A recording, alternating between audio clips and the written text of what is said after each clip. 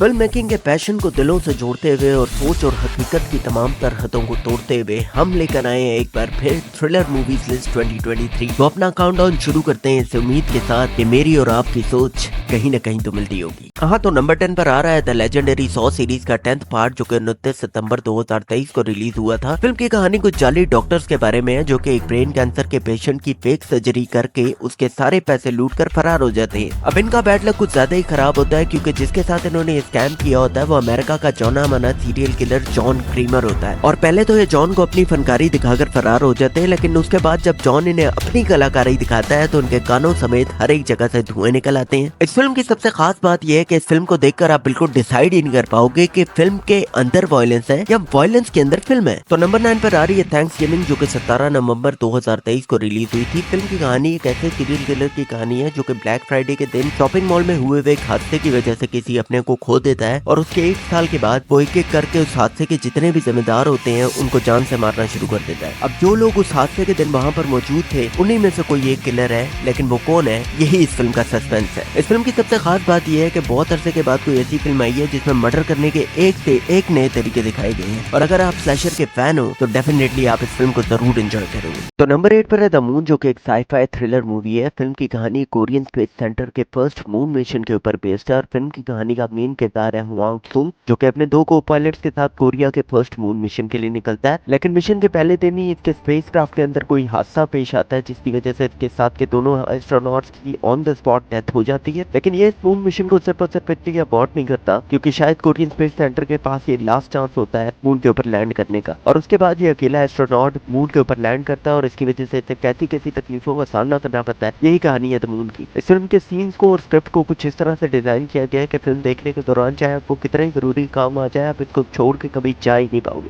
एक ऐसा इंसान जिसकी वजह से एक ही दिन में आप अपना बच्चा और आवाज दोनों खो दो, तो उससे बदला लेने के लिए आप किस हद तक चले जाओगे, यही दिखाती है द साइलेंट नाइट। एक शरीफ आदमी जब क्रिमिनल बनने पे आता है तो जितने फोकस से वो नौकरी और घर के काम करता है उतने ही फोकस से वो मर्डर भी करके दिखा सकता है, ऐसा कि शहर का सबसे बड़ा गैंगस्टर भी उसके सामने हार मान जाए। यही इस फिल्म की थीम है। फिल्म को जॉन विक के डायरेक्टर ने डायरेक्ट किया, तो एनिमेशन का लेवल तो आउट क्लास होना ही है, लेकिन जोल कैनमैन की एक्टिंग को सलाम है, जिसने इतने अच्छे से हर एक सीन को पोर्ट्रे किया है कि एक भी जगह डायलॉग की जरूरत ही नहीं पड़ी। Haven't you been picking up on what's going on out there?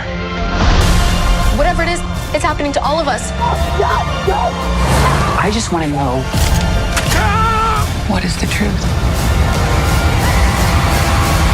कुछ फिल्में ऐसी होती हैं जिन्हें देखकर बिल्कुल भी समझ में नहीं आता कि स्क्रीन के ऊपर चल क्या रहा है, और ना ये समझ में आता है कि जो हो रहा है वो क्यों हो रहा है। उसके बावजूद एंड तक आते आते वो आपके साथ एक ऐसा कनेक्शन डेवलप कर लेती हैं कि आप उसके ट्रैप के अंदर धंस जाते हो। और हमारी 6 नंबर की movie living the world behind ऐसी एक फिल्म है जिसके अंदर जाने का तो शायद कोई रास्ता है, लेकिन इसे अपने दिमाग से बाहर निकालने का कोई रास्ता ही नहीं। फिल्म की कहानी एक ऐसी फैमिली की है जो कि एक रेजिडेंशियल स्वीट बुक करती है न्यूयॉर्क से बाहर छुट्टियां मनाने के लिए, जस्ट फॉर अ चेंज। लेकिन इनके चेंज का आइडिया ऊपर वाले को इतना पसंद आता है कि इनके साथ साथ पूरी की पूरी दुनिया ही चेंज होना शुरू हो जाती है। अब वो चेंज क्या है ये जानने के लिए आपको ये फिल्म खुद देखनी पड़ेगी।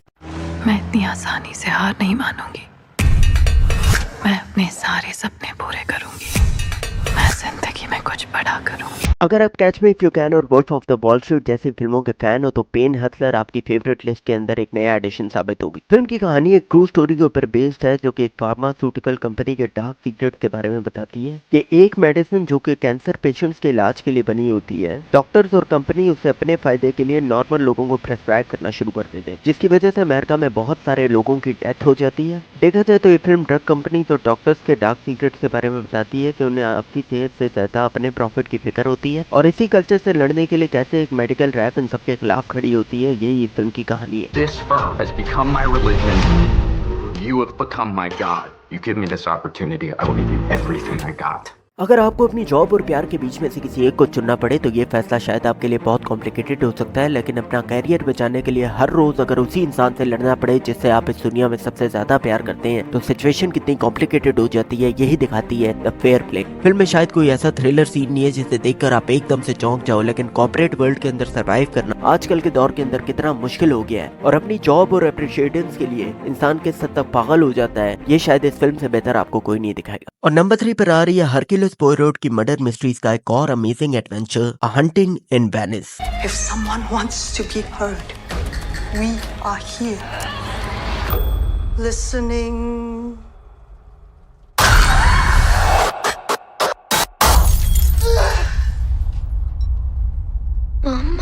फिल्म की कहानी उस वक्त की है जब हरक्यूलिस अपनी डिटेक्टिव की जॉब से रिजाइन कर एक बहुत ही अच्छी जिंदगी गुजार रहा होता है और उसके सामने एक ऐसा केस आता है जो उसकी लाइफ के सारे एक्सपीरियंस को चैलेंज करके रख देता है। अब क्या वो इस केस को सुलझा पाता है या नहीं, ये तो आपको फिल्म देखकर ही पता चलेगा, लेकिन फिल्म के अंदर थ्रिल और सस्पेंस को इस तरह से बांधा गया है कि एंड तक आप जज नहीं कर पाओगे आगे होगा क्या। और नंबर 2 पर आ रही है फैंटेसी हॉरर फैंस के लिए एक visual treat, the last voyage of Demeter.